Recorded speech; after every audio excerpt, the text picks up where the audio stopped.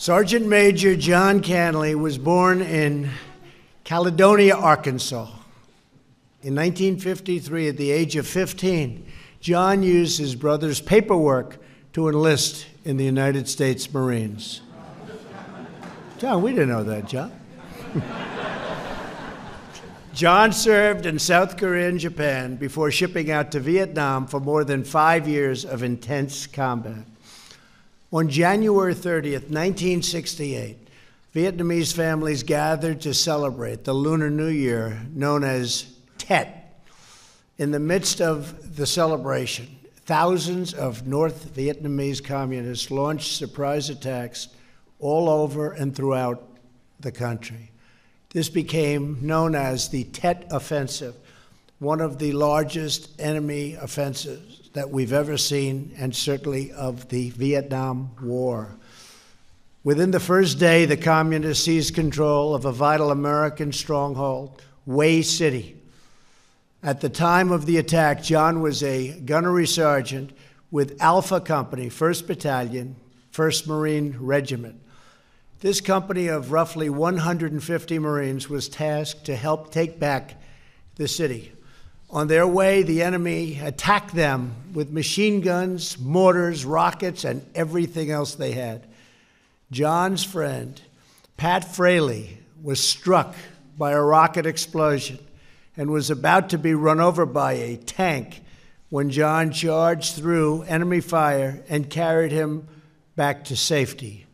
Today, 50 years later, Pat is here with us at the White House to honor the hero who saved his life. Thank you for being here, Pat. Where's Pat? Pat.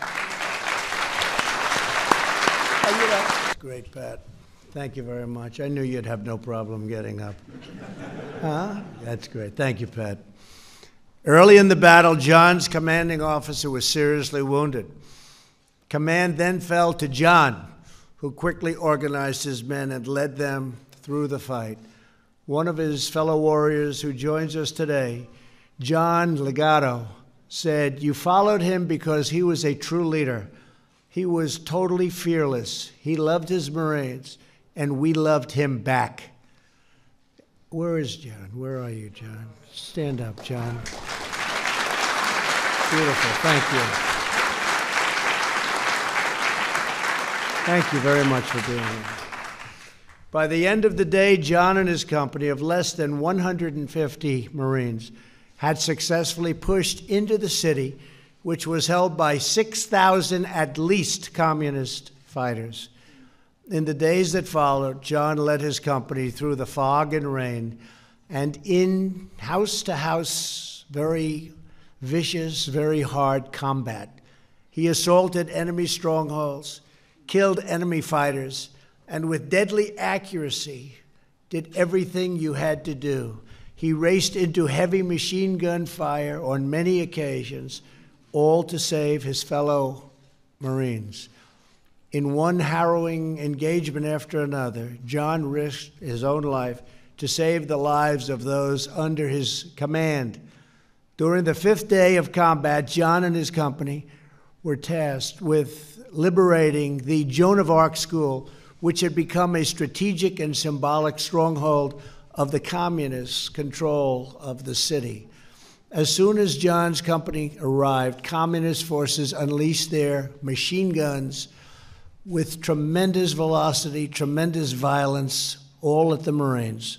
Undeterred, John and his comrade, Sergeant Alfredo Gonzalez, fearlessly charged forward with rocket launchers, killing the enemy and driving them from their positions. The enemy didn't know what the hell happened. During this daring maneuver, Sergeant Gonzalez was shot and killed, giving his life for his nation and for his fellow Marines. Today we are honored to be joined by Sergeant Gonzalez's mother, who I just met, who is incredible, Maria. Where's Maria? Maria, there's Maria.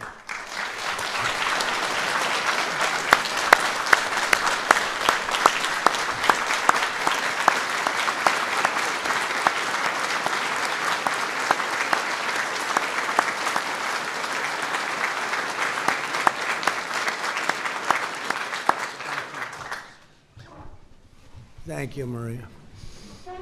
Everybody in this room had great respect for your son. You know that. Thank you very much. We're also joined by Henry Murphy, whose brother Walter died fighting courageously in the Battle of Way City.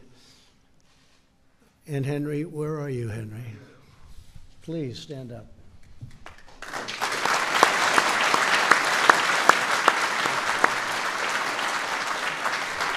To Maria and Henry, we are eternally in your debt. Sergeant Gonzalez and Major Murphy are heroes who will live forever in the hearts of all Americans. Thank you both very much for being here. Thank you. Thank you very much. As the battle raged on, Sergeant Major John Canley fought his way inside the Joan of Arc School. There, he and his fellow Marines went room to room in brutal, close-quarters combat. John raced straight into enemy fire over and over again, saving numerous American lives and defeating a large group of communist fighters. After an intense day of fighting, John and his fellow Marines liberated the school. But John wasn't done yet. Despite sustaining serious injuries, very, very serious injuries, he continued to face down the enemy with no thought for his own safety. John waged 7 straight days of unrelenting combat, personally saving the lives of more than 20 Marines. By the battle's end, American Marines had defeated the communists and taken back the city.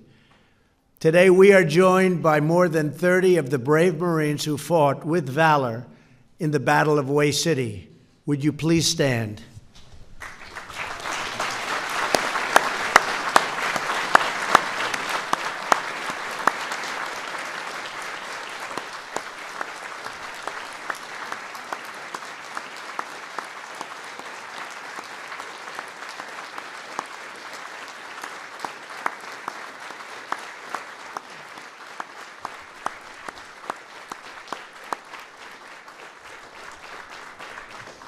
You make us all very proud.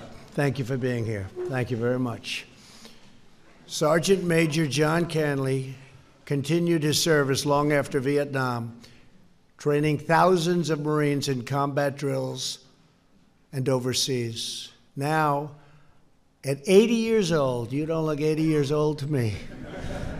Looks like we could put him in, Joe, right away, right? Nobody would know the difference, right? It's really great. He still goes to the gym. I asked him that question. I said, how are you keeping in shape? I still work out, sir. It's beautiful. And he goes right on the base, right near his home in California, and gives advice to young Marines. John's fellow Marines have described him as a Marine warrior, and I can see it, who is bigger than life and beyond the reach of death. He is truly larger than life. John, it is because of your extraordinary personality and being and whatever it takes that really do something very special for our country. America is the greatest force for peace, justice, and freedom the world has ever known because of you and people like you. There are very few. There are very few.